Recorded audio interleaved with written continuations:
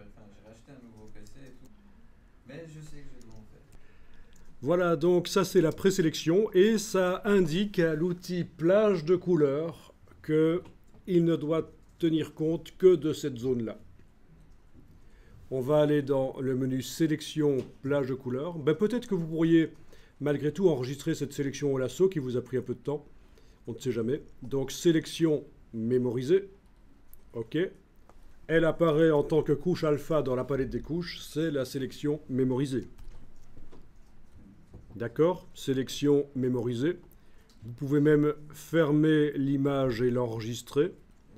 Comme ça, vous voyez, pour ceux qui ne sauraient pas, comment on récupère la sélection, mais à mon avis, tout le monde sait. Hein. Une fois que je réouvre le fichier, il suffit que j'enfonce la touche CTRL et que je clique sur la vignette ici de la couche alpha et elle est rappelée sur l'image. Donc, je disais, cette présélection va servir pour plage de couleurs. On y va. On va d'abord, j'ai zoomé un peu en arrière et j'ai mis l'image en haut à gauche parce que la boîte plage de couleurs va arriver. Alors, sélection plage de couleurs. Vous avez une pipette normale qui est actuellement enclenchée. Et vous allez cliquer avec cette pipette-là. Vous cliquez sur la carrosserie. Ensuite, avec la pipette plus, vous allez ajouter des nuances. Vous pouvez faire un clic et glisser si vous voulez. Attention à ne pas passer sur les chromes ou sur des choses qui n'ont pas la couleur de la carrosserie. Si vous avez foiré, il va falloir remettre à zéro. Alors dans toutes les boîtes Photoshop, on peut faire une remise à zéro. En enfonçant la touche Alt, le bouton Annuler se transforme en Réinitialiser. Et à partir de là, vous redémarrez avec la pipette de gauche et puis la pipette plus. Je ne vous conseille pas d'utiliser la pipette moins, ça ne marche pas bien. Bien, et vous voyez que ce qui sera sélectionné, quand je cliquerai sur OK, ce qui sera sélectionné apparaît en blanc. Ne cliquez pas là-dedans, ça ne sert à rien.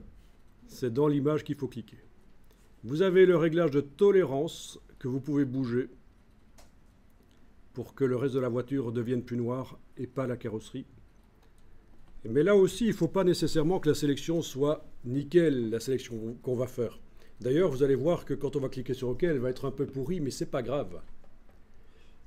Parce que ce sera modifiable après. Le principe, c'est qu'on va incruster la texture, on va mettre les reflets, les ombres, et on va voir si ça donne bien. Et si ça donne bien, la sélection qui va être générée ici, on la nettoiera à ce moment-là.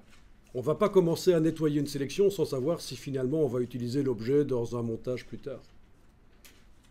C'est toujours ça la logique. On n'investit pas du temps dans un truc sans savoir si finalement on va réellement l'utiliser. Donc si on peut faire le travail sur une sélection pas très propre et la corriger facilement après, on va faire comme ça.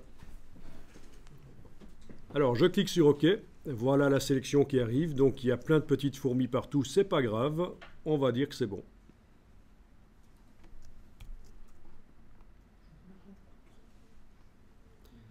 Par sécurité, je vais quand même la mémoriser, cette sélection. Sélection mémorisée, OK. Mettre à jour le fichier sur disque dur, voilà. Donc j'ai la deuxième couche alpha qui est l'amélioration de la première. Sélection mémorisée, puis enregistrer sur disque dur,